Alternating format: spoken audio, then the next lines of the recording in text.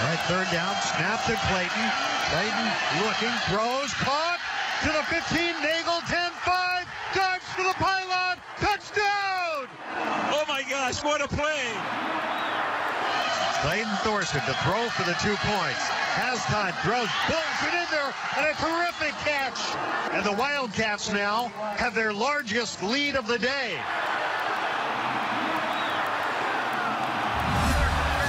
The Northwestern Wildcats took down the Michigan State Spartans in true upset fashion, and it took 3 overtimes to do it. Joining us now for our Shell Campus interview is the quarterback, Clayton Thorson. Clayton, right after the game, you had a hard time finding words to describe what that win felt like. Now you've had a couple of days to process. Bring us back into the final moments. What did it feel like on the sidelines with the clock winding down with the victory?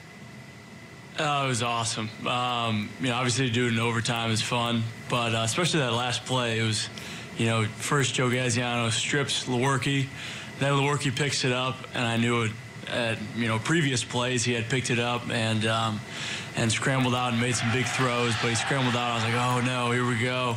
And then when Nate intercepts the ball, it was pretty awesome. And then to find out after the game that Nate did it with, 30 stitches makes it even better. But whirlwind of emotions even on that one play, but just goes to show anything can happen. Let's go back to the final play for you in the final drive, connecting with Flynn Nagel for the extra point conversion. What happened on the play calling leading into that final play for the offense? I think, they weren't covering our crossing patterns very well, and so we kept calling them. But, Flynn did a great job getting into the end zone, and then Cam for that 2-point conversion. Both those guys had big games, and especially in overtime. They really stepped up, so I'm really proud of them, and hopefully we can all continue that going forward. How do you think your team was able to rally there in the fourth and seal the deal with the victory?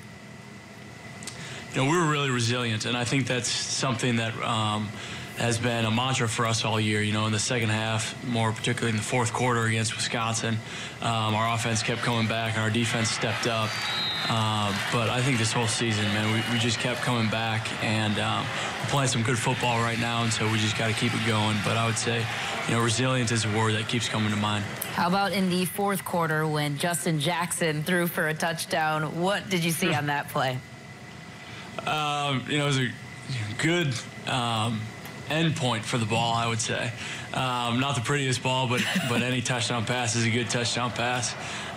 So he turned to me and was like, man, that was a horrible throw. I was like, it was a touchdown. Who cares? It looks like a spiral in the paper. So that was fun. Good to see that happen. They don't ask how, they just ask how many. You guys didn't run the ball as much as you typically have this season against Michigan State. Why did that game plan work?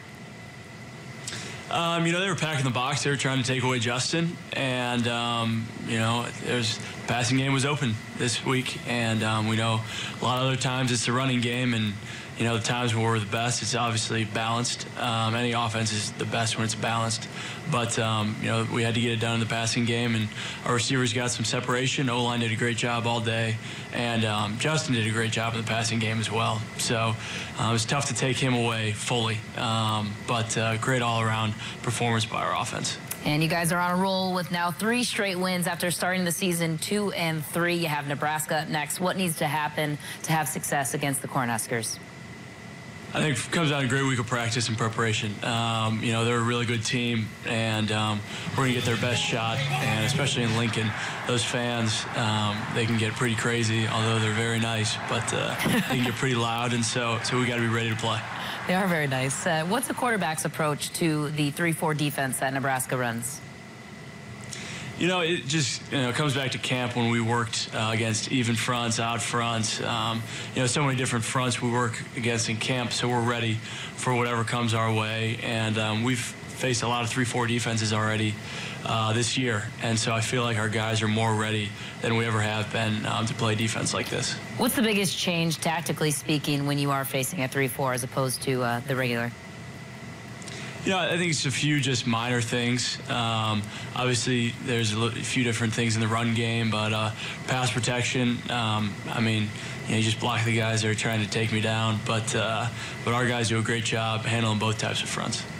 And the road team has won this game the last 3 outings, and you guys hit the road against Nebraska. Why do you think it's always such a close contest between these two teams? You know, I'm not entirely sure, but, you know, they've been made for some pretty fun games, just like the past 2 years with us in Michigan State. But, you know, like I said, they're a very good team, and we're a resilient team, and I think that's a big reason why, you know, when those two things clash, a lot of times they're very close games. And Clayton, now that you guys are so much closer to bowl contention, what would a win mean for this team to be able to be bowl eligible?